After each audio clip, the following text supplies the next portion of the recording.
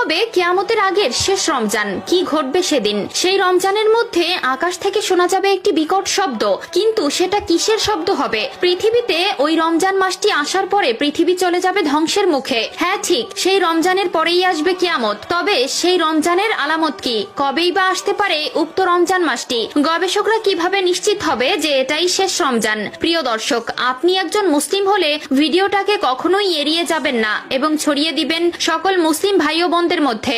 এবং যদি আসন্ন রমজানে সবগুলো